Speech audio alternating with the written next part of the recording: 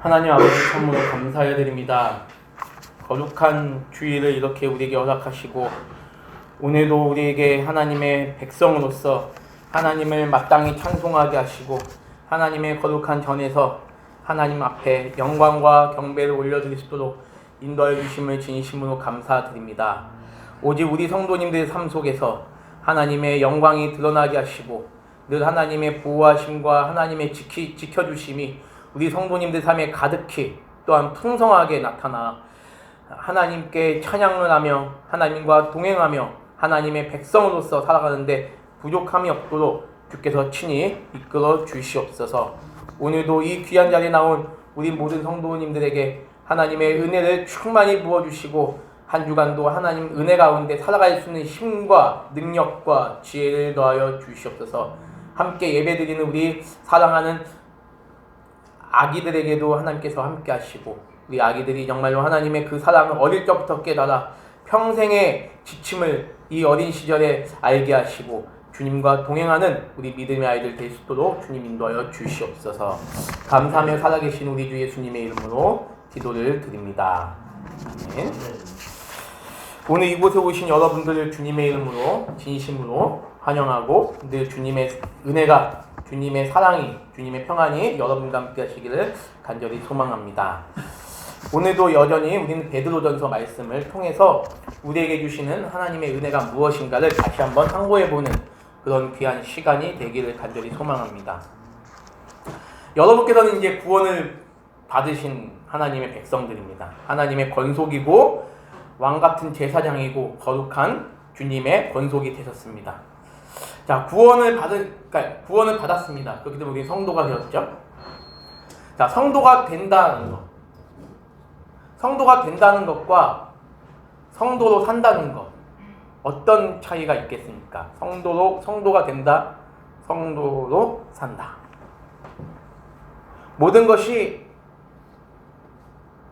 하나님의 은혜다라는 사실을 먼저 우리는 고백해야 될 줄로 믿습니다. 하나님의 은혜가 우리를 죄와 사망의 권세로부터 해방시키셨고 하나님의 은혜가 우리의 지금의 삶까지를 또 앞으로의 삶까지를 이끌어 가신다라는 사실을 여러분께서 굳게 붙잡으시고 살아가시기를 간절히 소망합니다.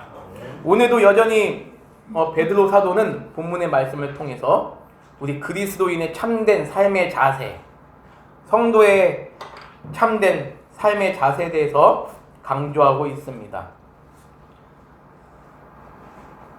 성도로 산다는 것은 성령 하나님을 전적으로 의지하는 것만으로 가능합니다. 결론을 지금 말씀드리기는 그렇지만 성도로 살아간다는 것은 결코 쉽지 않을 것입니다. 11절의 말씀을 우리가 이제 보겠지만 성도의 삶은 여기 앉아있는 우리 어린 아기들도 예외가 없습니다. 일평생 죄와 싸우면서 앞으로 전진해 나가야 되는 과정입니다. 얼마만큼 전진해 나가야 되느냐? 끊임없이 우리의 생명이 다하는 그 날까지 우리는 죄와 싸우면서 앞으로 전진해 나가야 하는 과정입니다. 먼저 이 11절 말씀을 보기 전에 죄송합니다. 로마서 7장 18절부터 19절의 말씀을 제가 여러분에게 한번 읽어드리겠습니다. 로마서 7장 18절부터 19절까지 말씀입니다. 사도 바울의 고백입니다.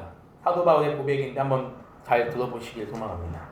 내 속 곧 내 육신에 선한 것이 거하지 아니하는 줄 아노니 내 육신에 선한 것이 거하지 아니하는 줄 아노니 원함은 내게 있으나 어떤 원함이 있는 거죠? 선한 것이 내 안에 있기를 원하는 그 마음 그것이 내 안에 있으나 선을 행하는 것은 없도다. 내가 원하는 바 선은 행하지 아니하고 도리어 원하지 아니하는 바 악을 행하는도다. 여러분들의 고백인 줄 믿습니다. 사도 바울의 그 고백이 여러분에게 들릴 때 어떻게 들리십니까? 아, 나는 구원을 받았고 이제 하나님의 자녀로서 이제 성도로 살아간다. 참 기쁜 일이죠. 기쁜 일임에도 불구하고 사도 바울처럼 우리는 우리 안에 선을 행할 마음은 있지만 내 죄악된 본성이 그것을 원치 않는다는 거죠. 내 죄악된 본성이 내 마음속에 있는 그 선을 행하려는 마음을 충돌시켜버리고 내가 도저히 원하지 아니하는 그런 죄를 범하는 삶을 살아가게 만든다. 여러분, 성도가 된다는 것은 내가 어떻게 확 변해가지고 내가 완전히 과거의 모든 삶을 다 저버리고 완전히 선한 사람으로 내가 변한다는 그런 개념이 아닙니다. 우리는 하나님의 백성으로, 우리는 이미 구원받은 하나님의 백성임에도 불구하고 우리 안에는 여전히 죄와 싸우는 그러한 삶을, 마음을, 또한 각오를 가지고 살아가지 아니할 수가 없습니다. 왜냐하면 우리의 본성이 이미 심각하게 오염되었기 때문입니다. 로마서 7장 22절부터 25절 우리 한번 찾아서 같이 한번 읽어보도록 하겠습니다. 로마서 7장 22절부터 25절. 로마서 7장 22절부터 25절. 제가 가진 성경, 신약 성경 248페이지 로마서 7장 22절부터 25절을 우리 한 목소리로 함께 크게 한번 읽어봅니다. 시작. 내 속사람으로는 하나님의 법을 즐거워하되 내 지체 속에서 한 다른 법이 내 마음의 법과 싸워 내 지체 속에 있는 죄의 법으로 나를 사로잡는 것을 보는도다. 오라, 나는 곤고한 사람이로다. 이 사망의 몸에서 누가 나를 건져내라. 우리 주 예수 그리스도로 말미암아 하나님께 감사하리로다. 그런즉 내 자신이 마음으로는 하나님의 법을, 육신으로는 죄의 법을 섬기노라. 아멘. 지금 이 사도의 심정, 하나님께서는 사도로 말미암아 이 로마서를 기록하게 하시고 그 말씀을 통해서 우리에게 말씀하고 계십니다. 여러분은 어떠십니까? 우리는 날마다 회개하는 삶을 살아가야 됩니다. 왜 회개하는 삶을 살아가야 됩니까? 저기 앉아있는 우리 로운이나 채훈이나 호진이 역시 회개하는 삶을 살아야 됩니다. 우리 눈에는 아기들이 천사 같고 순수하고 정말 깨물어줘도 안 아플 것 같은 그런 천사 같은 아기들일지라도 하나님 보시기에는 이 아기들도 어른과 다를 바가 하나도 없습니다.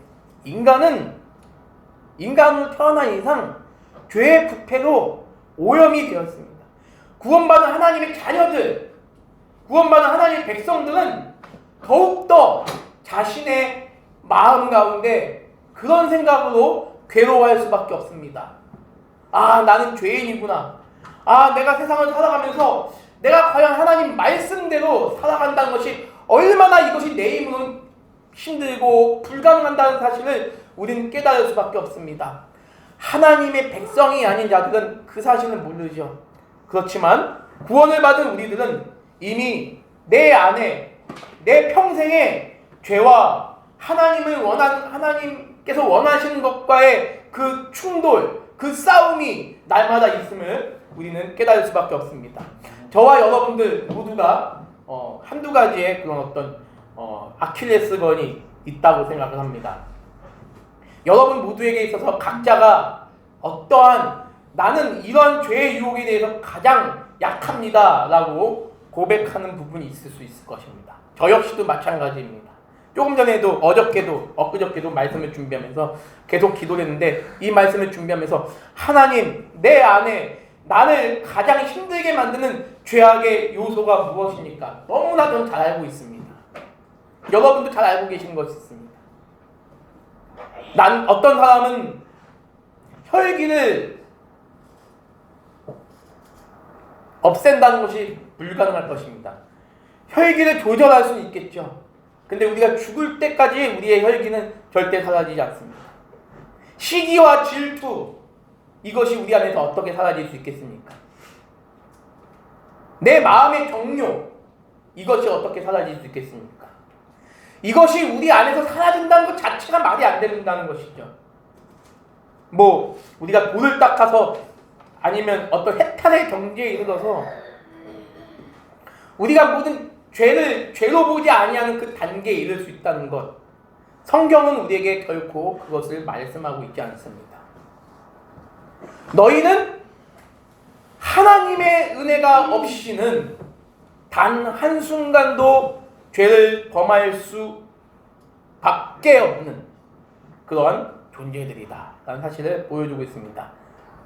일평생 주의 종으로서 살아갔던 하나님의 사도 바울이라는 분 역시 이런 말씀의 고백을 통해서 우리에게 보여주는 내용입니다. 내 속에 있는 두 가지 그 법, 한 법은 뭐다? 선을 행하기 원하는 내가 있고 또 그 안에 또 뭐가 있죠? 악을 함께 행하는 내가 있구나. 사도 바울조차도 그러한 고백을 했던 사람입니다. 세상의 모든 것들을 배설물로 여기고 오직 주님만이 나의 가장 보화로 여긴다고 했던 사도 바울도 이런 고백을 할 수밖에 없었습니다. 이 고백은 우리에게 절망을 주지 않습니다. 우리에게 실망감을 주지 않습니다. 오히려 이 고백은 하나님께서 우리로 하여금 지극한 위로를 주신다는 것이죠.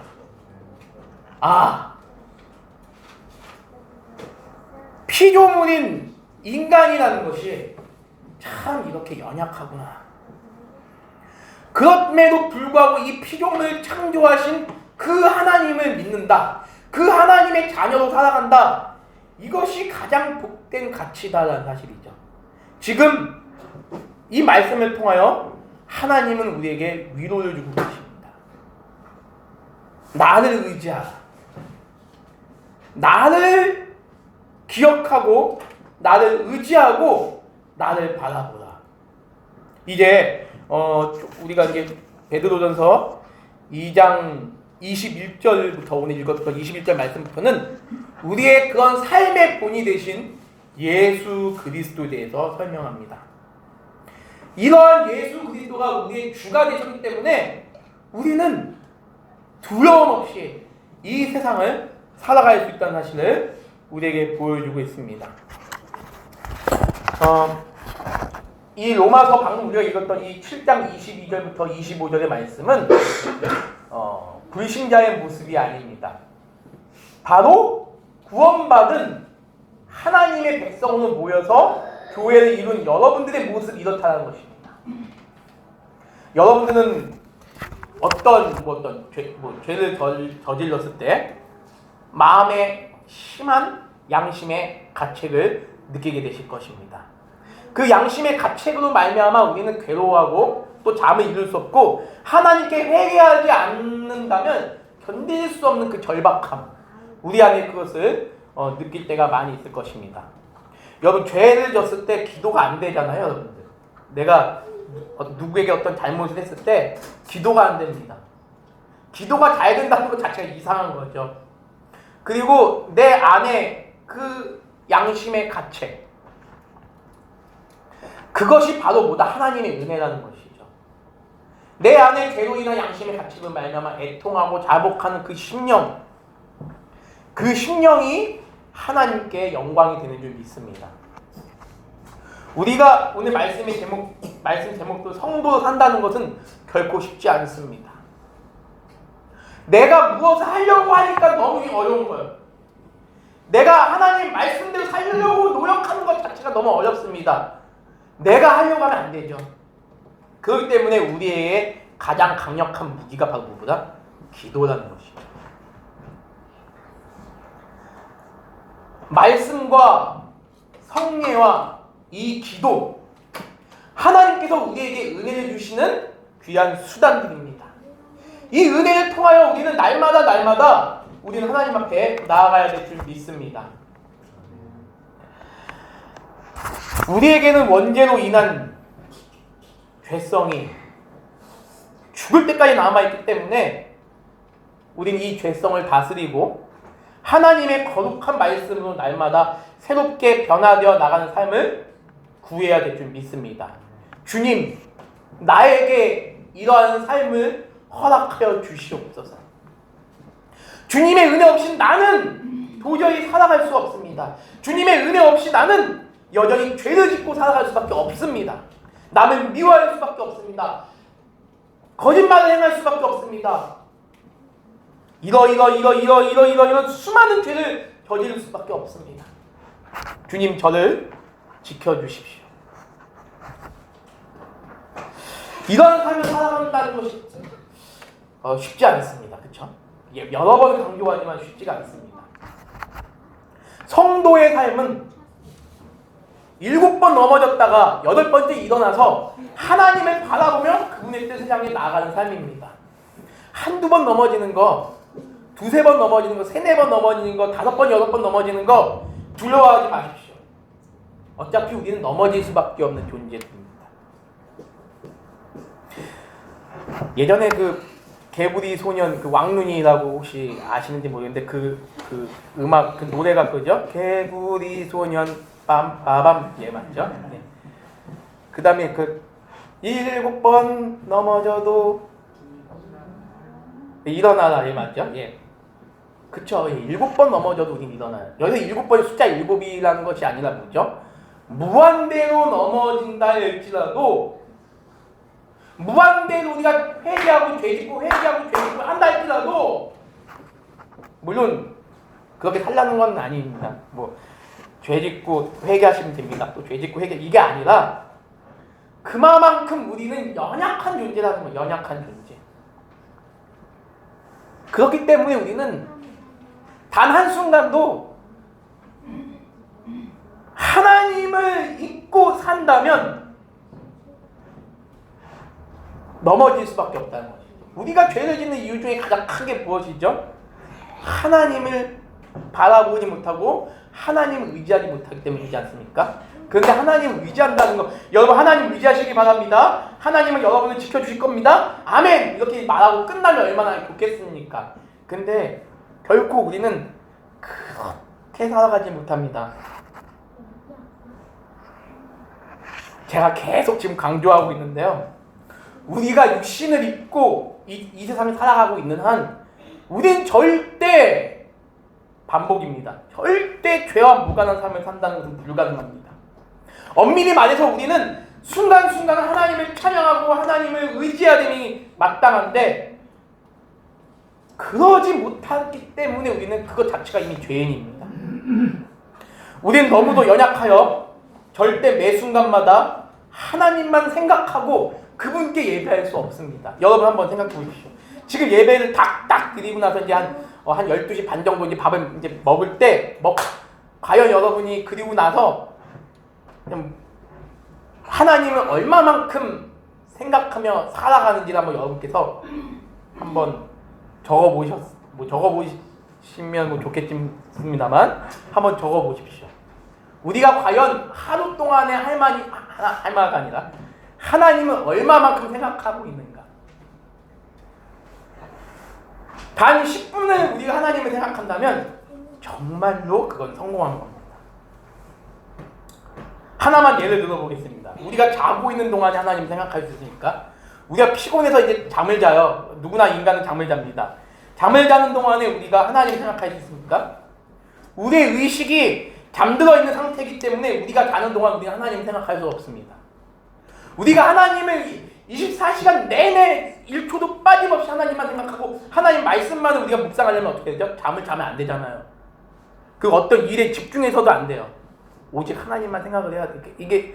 여러분 이게 가능하지 않습니다. 우리의 의식이 잠들어 있는 이 상태이기 때문에 우리는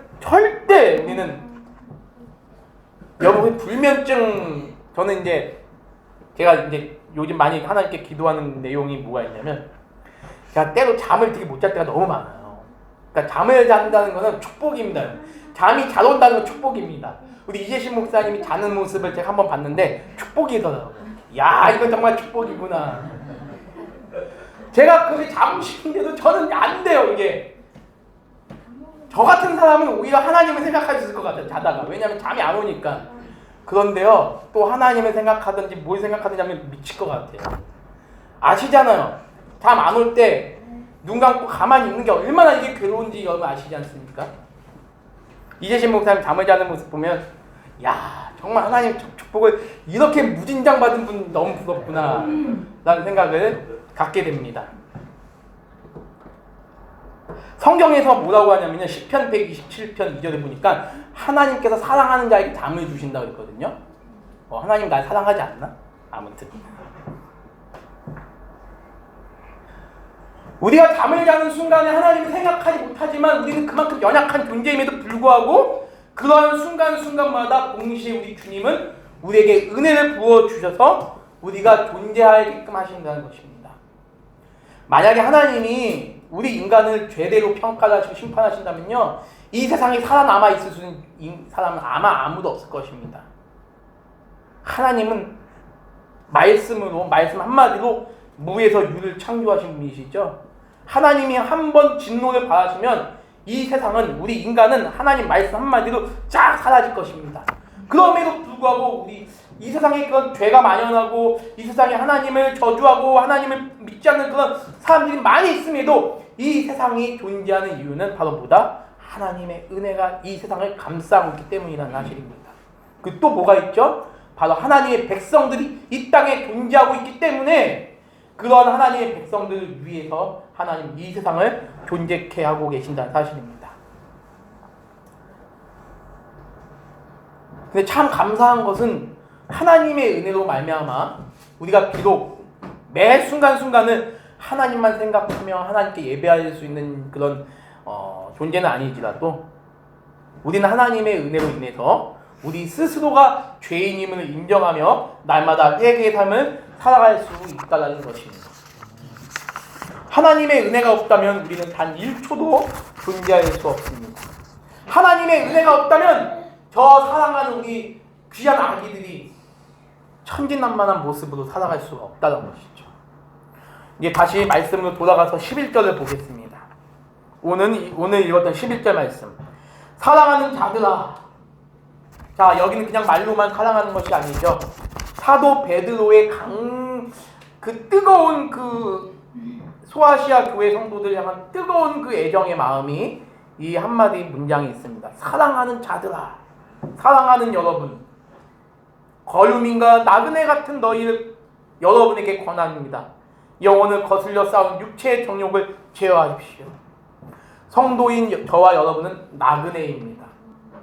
우리는 이 세상이 우리의 영원한 안식처가 아니라 우리는 영원한 하나님의 나라를 가는 데 있어서 하나님께서 우리에게 쉼과 안식을 주기 위해서 이 지구라는 정거장을 우리에게 허락해 주셨습니다.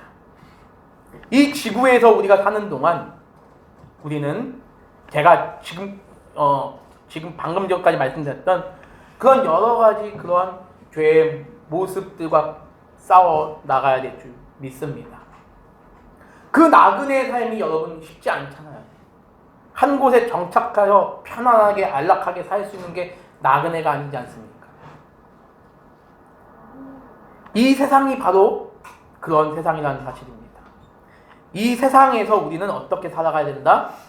편하게 살아가는 것이 아니라 내 영혼을 거슬려 싸우는 육체 정욕과 싸워 나가는 삶, 이것을 우리 주님이 우리에게 말씀하고 계십니다.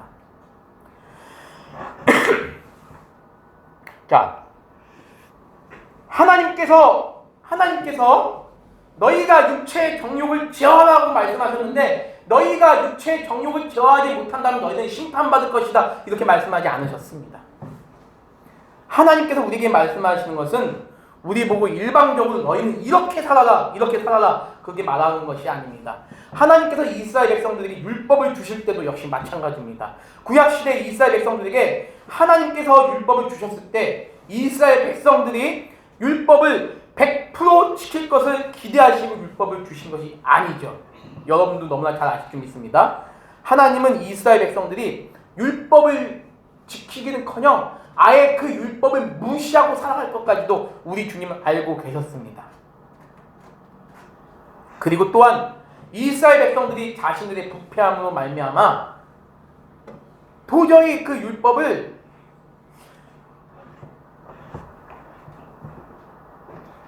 하나님의 존엄하신 법으로 생각하지 못할 것이라는 사실도 우리 주님은 알고 계셨습니다. 그럼에도 불구하고 그들이 율법을 주신 것은 그들이 그러한 율법을 보면서 자신들의 죄악을 깨닫고 자신의 연약함을 인정하며 하나님의 은혜가 없이는 영원히 심판받을 수밖에 없었던 존재였음을 깨닫고 더욱 주님만 의지하는 차원에서 율법을 주신 것이죠. 11절의 말씀도 마찬가지입니다. 우리는 우리의 힘으로 절대 세상 가운데 존재하는 그 수많은 유혹들을 이겨낼 수 없습니다. 인간의 부패성은 그토록 더럽다는 사실이죠. 그럼에도 불구하고 우리를 성도로 삼으시고 교회를 이루게 하셔서 영광의 자리로 오게 하신 하나님만 절대적으로 의지하고 살아가라는 말씀이 바로 11절의 말씀입니다. 지금 기독교의 박해를 목전에 두고 있는 소아시아 교회 성도들에게 이러한 사도의 권면은 그 어떤 때보다도 비장할 것이라 믿습니다. 당시 소아시아를 중심으로 고대 근동, 그리스, 로마, 이스라엘 이 모든 나라들은 헬라 철학과 이교의 미신 그런 것들로 말미암아 기독교의 진리가 더욱 훼손을 당할 수 있는 그런 심각한 시대였습니다. 그렇기 때문에 더욱 하나님의 교회를 향해 주의 말씀만 붙잡고 살아가길 원하는 사도의 심정은 더욱 절박했을 것이라 믿습니다. 제가 저번에도 말씀하고 저번에 말씀했지만 이제 사도 베드로는 이제 순교를 1년 정도도 채 남겨두지 않은 상황입니다. 베드로 사도가 떠난 소아시아의 교회들에게 이제 대대적인 로마 제국의 박해가 시작될 것인데 과연 그 박해 속에서 어떻게 하나님 말씀만 붙들고 살아갈 수 있을까? 그 애절한 심정이 이 베드로 전후서에 나타나고 있습니다. 12절을 보도록 하겠습니다. 너희가 이방인 중에서 행실을 선하게 가져 너희를 악행한다고 비방하는 자들로 하여금 너희 선한 일을 보고 오시는 날에 하나님께 영광을 돌리게 하려 함이라. 여러분께서는 그리스도인이라는 명칭이 어떻게 발생되는지 아십니까? 그리스도인. 이 그리스도인이라는 말에는 긍정적인 의미와 부정적인 의미가 모두 포함되어져 있습니다. 긍정적인 의미에서의 그리스도인이라는 명칭은 사도 바울과 동역했던 위대한 신앙의 인물이었던 바나바라는 분을 통해서 처음으로 등장하게 됩니다. 바나바가 수많은 사람들에게 복음을 전하고 그 복음을 받은 사람들이 하나님의 말씀대로 살아갈 때 이방 땅 안디옥에서 많은 사람들이 예수님을 믿게 되었습니다. 그리고 그렇게 예수님을 믿게 되는 모든 사람을 전부 뭐라고 그러죠? 그리스도인이라고 얘기를 합니다. 또한 부정적인 의미에서 그리스도인이라는 명칭은 예수님의 승천 이후 예수님을 따르는 사람들을 비아냥거리거나 박해하는 차원에서 그리스도인이라고 불리우기 시작했습니다. 더 나아가서 로마 제국의 무시무시한 기독교 박해 때는 기독교인들을 박해하고 저주하는 차원에서 그리스도인이다 라고 이제 부르게 되었습니다. 저는 12절의 말씀을 묵상하면서 그리스도인에 대해 다음과 같은 생각을 하게 되었습니다. 우리가 선한 삶을 살아가든지 악한 삶을 살아가든지 그리스도인은 세상 가운데서 멸시와 조롱을 받을 수밖에 없는 존재들이로구나. 우리가 전도를 하거나 예배를 드리는 모든 것이 불신자의 눈으로 봤을 때는 모두 악해 보일 수 있고 미련해 보일 수 있습니다. 또한 우리의 삶의 모습은 더욱 주시를 받을 게 뻔할 것입니다. 그럼에도 불구하고 우리는 끝까지 하나님께 영광을 돌리는 삶을 살아가야 하는 존재들입니다. 우리의 모습을 통해 불신자들이 하나님께 나아오는 날이 오게 되면 믿고 늘 거룩을 추구하며 살아가는 우리 믿음의 성도님 모두가 되시기를 간절히 소망합니다. 분명히 하나님께서 이렇게 우리에게 말씀으로 계시해 주신 것은 분명히 우리의 삶을 통하여 하나님께로 돌아오는 자들이 있을 것이기 때문에 이 말씀을 우리에게 주신 줄 믿습니다. 물론 그런 일들이 매일같이 기적적으로 나타나진 않을 것입니다. 우리 사랑가득 교회가 지금 이 시대에 이곳에 존재하는 목적이 무엇입니까? 이 지역 일대 그리스도의 선한 영향력을 발휘하여 아직도 주님을 모르는 수많은 불신자들이 주님께로 돌아오게 하는 역할을 감당하기 위해서 우리는 지금 이곳에 있습니다. 하나님께서 우리에게 이 말씀을 주신 이상 우리는 이 하나님의 말씀을 굳게 믿고 나간다면 우리 사랑가족교회를 통하여 이 땅 가운데 참된 소망이 있게 될 줄 믿습니다. 13절의 말씀은 13절의 말씀은 성도는 이 땅 가운데서 어떻게 살아가야 되느냐, 성도는 국가에 대한 최고의 의무와 책임을 다하는 존재임을 아주 잘 보여주고 있습니다. 13절에 보니까 이런 말씀이 있습니다. 인간의 모든 제도를 주를 위하여 순종하라. 인간의 모든 제도는 주님을 위하여 순종해야 한다. 이 말씀이 우리에게 시사하는 바가 무엇입니까? 이 말씀을 거꾸로 해석을 한다면 주님을 위해 존재하지 않는 인간의 모든 제도는 거부되어야 함이 마땅하다라는 것이죠. 주님을 위해 존재하지 않는 인간의 모든 제도는 거부되어야 한다. 즉 하나님께서 이 세상을 위해서 존재하신 것이 아니라 이 세상이 하나님에 의해 하나님의 영광을 드러내기 위해 존재한다는 사실을 기억한다면 우리는 본문의 의미를 쉽게 이해할 수 있을 것입니다. 성도는 하나님 나라의 시민이면서 동시에 이 세상의 시민입니다. 여러분들은 하나님 나라의 시민이면서 대한민국의 국민입니다. 그러므로 우리는 하나님께서 세우신 세상의 제도나 위정자의 권위를 인정해야 함이 마땅합니다. 그러나 방금 제가 언급했다시피 그러한 세상의 모든 제도나 위정자의 위치가 하나님을 위해 존재하지 않거나 그분의 말씀과 어긋나는 것이라면 우리는 기도와 말씀을 통하여 분명하게 저항해야 될 줄 믿습니다. 하나님의 말씀이 우리에게 가르친 것이 무엇이냐? 하나님께서 우리에게 기도하시고자 하게 하신 것이 무엇이냐? 우리는 이 나라의 위정자가 정말 하나님의 말씀을 깨닫고 하나님을 두려워하는 마음으로 나라를 다스리며 이끌어 나갈 수 있게 우리는 기도해야 될 줄 믿습니다. 여기서 성경적 가치관을 바르게 정립하고 가르치는 사명이 이 시대의 교회들에게 있음을 우리는 알아야 합니다. 저기 앉아있는 우리 사랑하는 우리 아이들에게 우리는 어릴 때부터 하나님의 말씀을 가르쳐야 됩니다. 성경적 가치관을 가르쳐야 합니다. 이거는 목회자만이 하는 것이 아니라 모든 성도들이 힘을 합쳐서 다음 세대를 위해서 그렇게 힘을 써야 될 줄 믿습니다. 우리는 국가나 위정자가 성경적 가치관을 충실히 이행할 수 있도록 기도해야 합니다. 그리고 또한 우리의 의견을 전개해 나갈 것입니다.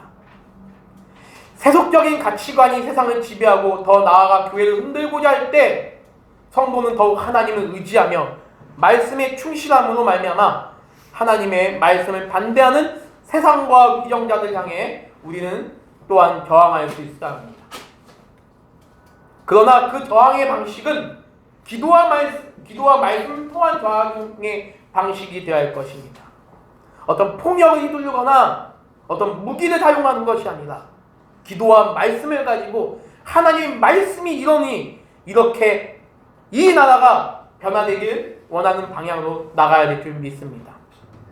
그렇게 함으로써 우리는 거룩한 하나님의 나라의 백성인과 동시에 이 세상의 백성임을 세상 가운데 드러내야 될 것입니다. 이것이 바로 성도의 사명입니다. 성도가 어떻게 살아가야 되는가를 우리에게 보여줍니다. 혹은 그가 악행하는 자를 징벌하고 선행하는 자를 포상하기 위하여 보낸 총독에게 하라. 총독에게 순종하라. 하나님은 일반 은총을 통하여 이 세상을 움직이고 다스리고 계십니다. 우리는 우리에게 허락하신 이 나라 대한민국을 사랑해야 할 것입니다. 이 나라가 정말로 하나님의 말씀 가운데 온전히 굳세게 바른 자세로 서가야 될 줄 믿고 우리는 기도하며 나가야 될 것입니다. 사도 베드로는 소아시아의 성도를 향해서 그러한 국민의 의무에 대해서 잘 설명하고 있습니다. 그러나 진리를 위해하고자 하는 국가의 방침에 대해서는 결코 물러남이 없이 진리를 수호하고 진리를 위해 죽는 성도의 자세를 견지하고 있는 것입니다. 여러분, 만약에 지금 이 소아시아 교회 성도들은 기독교를 박해하고 있는 당시 소아시아를 지배하던 로마 제국에 대해서 저항을 하고 있습니다. 어떻게 저항하고 있습니까? 어떤 무기를 들어서 우리를 죽이려고 하는 저 로마 군사들 우리가 때려 부수자. 우리가 칼과 무기로 저들과 싸우자가 아니라 저들은 어떤 자세로 저항을 했습니까? 초대교회 그 수많은 그 순교를 했던 신앙의 선배는 어떤 자세로 저항을 했습니까? 진리를 위해 그 진리를 끝까지 빼앗기지 않고자 하는 그 각오를 가지고 죽는 그 순간을 맞이했던 것이죠. 순교의 자세를 유지했다는 것입니다. 저는 우리 사랑가족교회 모든 성도님들께서 진리를 위해 살고 진리를 위해 죽기를 각오하는 믿음의 성도님 모두가 되시길 소망합니다. 그런 믿음으로 여러분이 이 세상 가운데서 살아가시길 간절히 소망하고, 그런 믿음 때문에 배척을 당하는 게 바로 뭐다?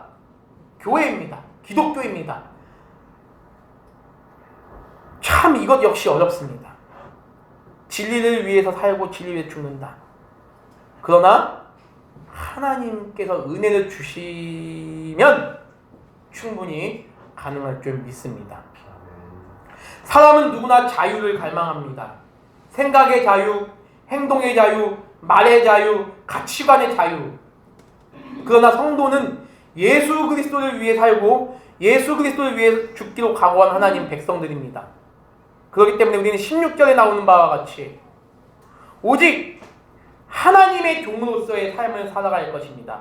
16절 함께 읽어보겠습니다. 16절 시작. 너희는 자유가 있으나 그 자유로 악을 가리는 데 쓰지 말고 오직 하나님의 종과 같이 하라. 악을 행하는데 그 악을 숨기는 데 있어서 우리 자유를 쓰는 것이 아니라 오직 하나님의 종으로서의 자유를 말씀하고 있습니다. 이것이 성도의 참된 자유의 자세입니다. 여러분께서는 너무나 잘 아실 줄 믿습니다. 프랑스 혁명에 대해서 잘 알 것입니다. 프랑스 혁명에 지대한 영향을 미쳤던 계몽사상, 계몽주의 사상은 인간의 존엄성의 극대화를 가져온 사상입니다. 저 역시 계몽사상에 긍정적인 공헌을 부인하지 않습니다. 그러나 그런 계몽사상의 치명적인 불행은 바로 하나님이 없는 인간의 자율성을 극대화시켰다는 것이죠. 하나님이 없는 인간의 자율성이란 결국 하나님을 무시하고 인간의 능력의 절대화, 인간의 사고의 절대화, 인간 중심의 가치관을 설정하게 되었다는 것입니다. 결국 이것이 자유라는 미명하에 자유라는 그 단어의 그 단어를 사용하여 전 세계를 하나님으로부터 멀어지게 했고, 결국 성경 중심의 가치관, 성경 중심의 세계관은 큰 훼손을 당하게 되었던 것입니다.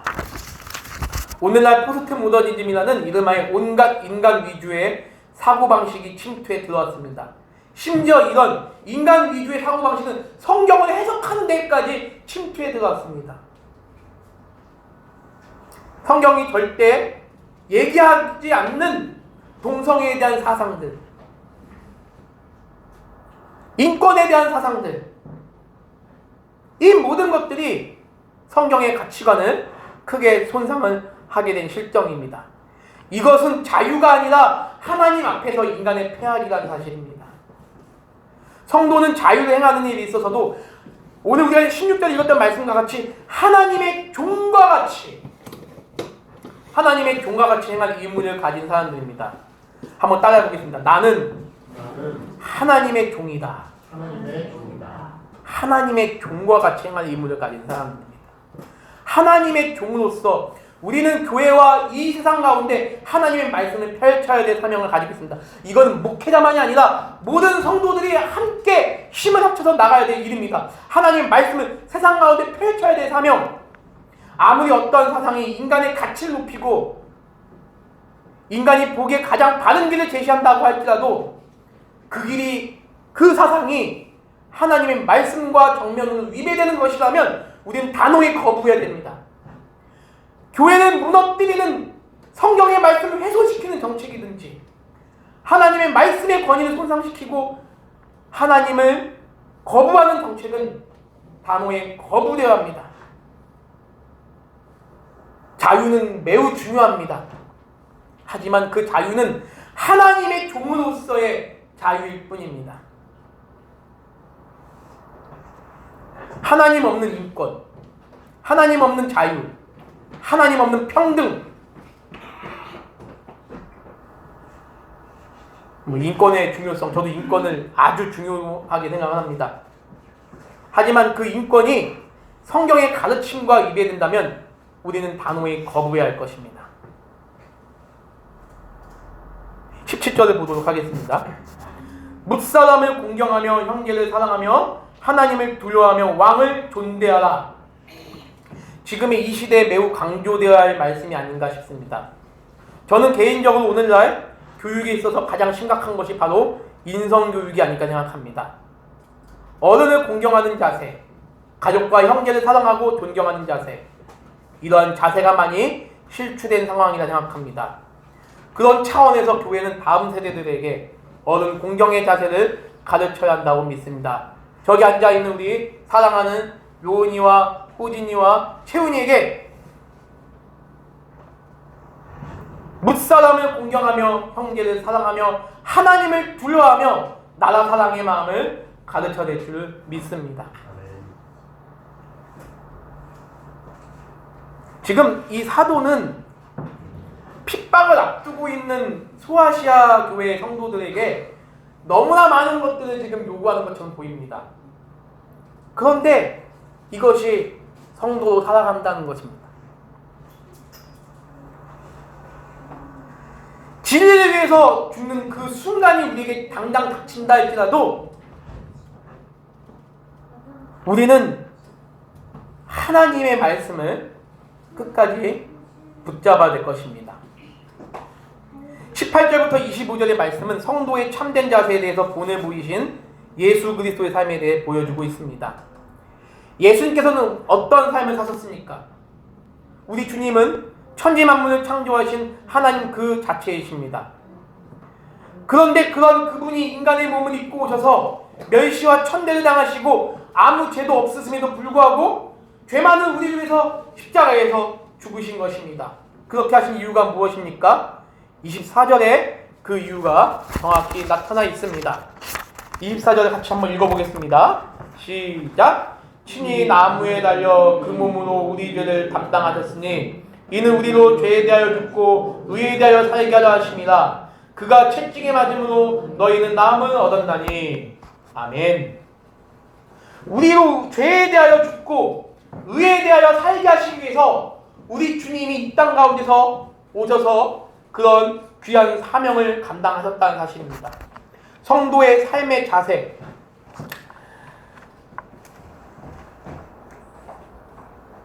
18절부터 19절의 말씀을 보십시오. 부당하게 고난을 받아도 하나님을 생각하며 슬픔을 참으면 이는 아름다우나. 여러분 19절의 말씀과 20절의 말씀은 대조가 됩니다. 죄가 있어 매를 맞고 참으면 무슨 칭찬이 있으리요. 자, 우리는 부당하게 고난을 받아도 하나님을 생각하며 슬픔을 참았다. 누구를 볼 수 있죠? 바로 예수님을 볼 수 있지 않겠습니까? 우리는 그런 예수님의 형상을 따라서 살아가야 합니다. 참 어렵습니다. 부당하게 고난을 받는다? 부당하게 누구에게 모욕을 당한다? 너무나 견디기 힘든 그런 상황이 될 것 같습니다. 예를 들어서 제가 이재신 목사님한테 제가 부당하게 제가 착취를 당했습니다. 속으로 얼마나 욕하겠습니까? 저 나쁜 놈, 저 못된 놈, 나는 부당하게 착취를 해? 네가 뭔데? 제 안에서 일어나는 그 추악한 그 마음. 전도를 하다가도 전도를 종이를 딱 이렇게 주다가도 교회를 되게 싫어하는 분들은 막 뭐라고 한마디 하고 가거든요. 근데 저도 그때 뭐라고 한마디 합니다. 아예 저주를 할 때가 가끔 있었어요. 이게 지금은 그러지 않는데, 그런 제 자신을 바라봐도 내 안에서 이런 하나님의 말씀을 지킨다는 것 자체가 너무 힘들어요. 힘들어도 불구하고 우리 주님 우리에게 요구하십니다. 부당하게 고난을 받아도 하나님을 생각하며 슬픔을 참은 이는 아름답다. 우리 주님이 그런 분 아니십니까? 우리 담임 목사님께서 요한복음 17장에서 그 17장 강의하실 때 우리 주님이 그 이제 죽음을 얼마 남기지 아니하시고 그 이제 흘러가시기 전에 주님께 겟세마네 동산에서 정말 그 울면서 그 기도하셨던 그 내용을 보시면 잘 아실 것입니다. 그 죽음의 문턱에 있는 그 예수님의 마음, 자기를 미워하고 자기를 죽이려는 그 수많은 자들 향해서 용서와 사랑의 마음을 가지셨던 그 주님의 마음, 그 주님의 마음을 우리에게 달라고 우리는 기도해야 될 것입니다. 저와 여러분들을 핍박하고 저와 여러분들을 향해서 비방하는 저들을 향해서 우리는 그들을 저주로 갚는 것이 아니라 저들을 긍휼히 여기고 저들을 위해서 기도할 수 있는 그 마음을 달라고 기도해야 될 것입니다. 우리는 이 세상의 불신자들 향해서 그들이 변화되어서 죄에 대하여 죽고 의에 대하여 살게 하려는 의무가 있습니다. 그렇기 때문에 우리는 이 세상에 존재하고 있는 것입니다.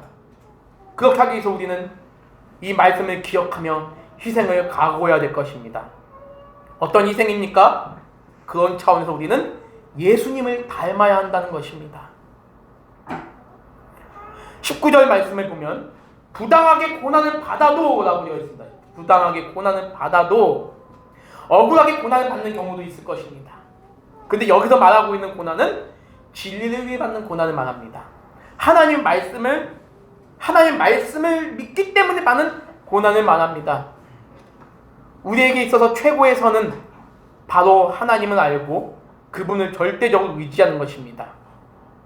이런 이유로 말미암아 우리가 고난을 받게 되면 그런 고난을 받을 때 우리는 참고 견디게 될 것이고 하나님 앞에서 아름다운 모습이 될 것입니다.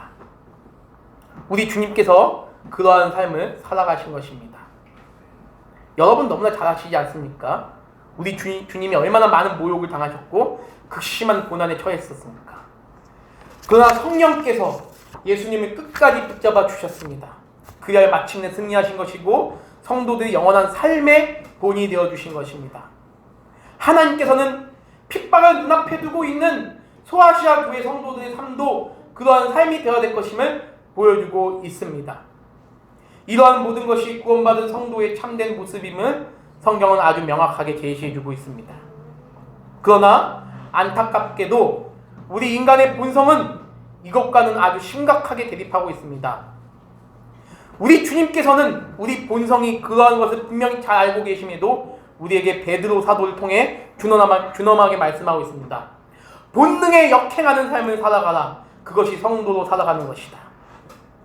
본능에 역행하는 삶을 살아라. 그것이 성도로 산다는 것이다. 말씀을 맺겠습니다. 그렇습니다. 우리가 추구하는 삶의 모습, 즉 성도가 추구하는 삶의 모습은 본능을 역행하는 삶입니다. 어쩌면 이와 같은 성경의 가르침은 저와 여러분을 아주 괴롭게 만들 수도 있을지 모르겠습니다. 그럼에도 불구하고 우리가 이렇게 살아가야 되는 이유는 우리 안에는 성령 하나님이 내주하고 계시기 때문입니다. 성령 하나님이 거주하시는 거룩한 성전이 바로 오늘 이렇게 교회를 이루시고 이곳에 앉아 계시는 여러분들이기 때문에 우리는 이 말씀이 우리의 심령을 괴롭게 한다 할지라도 우리는 이 말씀을 지키기 위해 노력해야 될 줄 믿습니다. 마지막 하나만 더 말씀드리겠습니다. 또한 하나님께서 우리를 구원하시고 성도로 부르신 이유는 무엇입니까? 바로 하나님의 형상을 본받아서 성령의 열매를 맺게 하시기 위함입니다. 저와 여러분들은 성령의 열매를 맺으면서 살아가야 됩니다. 어디서요? 이 세상 가운데서. 여러분 이 세상을 죄악된 세상이라고 해서 이 세상은 나는 싫어, 빨리 하나님께로 가야지, 이런 생각하지 마시고 우리에게 삶을 허락해 주신 하나님의 그 뜻을 기억하며 이 땅 가운데서 성령의 열매를, 하나님의 형상을 드러내는 삶을 살아갈 수 있는 우리 믿음의 성도님 모두가 되시기를 간절히 소망합니다. 그러한 삶으로 하나님의 살아계심을 드러내시고 그런 삶으로 성도로 살아가는 것에 대해서 큰 기쁨과 자부심을 가지며 오늘도 내일도 살아가는 우리 믿음의 성도님 모두가 되시기를 간절히 소망합니다. 기도하겠습니다. 하나님 아버지, 참으로 감사해 드립니다. 오늘도 부족한 자가 하나님의 말씀을 함께 나누었습니다. 하나님, 우리에게 주시고자 하는 하나님의 그 은혜를 우리가 날마다 의지하게 하시고 그 은혜를 우리가 붙잡아 세상 가운데서 성도로 살아가게 하시고 우리를 성도로 불러주신 하나님의 그 형상을 날마다 우리가 이루어 나갈 수 있는 주님의 거룩한 백성들 모두가 되게 주께서 붙잡아 주시옵소서. 우리의 힘으로 할 수 있는 것이 아무것도 없습니다. 오직 하나님만 의지합니다. 하나님께서 우리를 사용하여 주시옵소서. 감사하며 살아계신 우리 주 예수님의 이름으로 기도를 드립니다.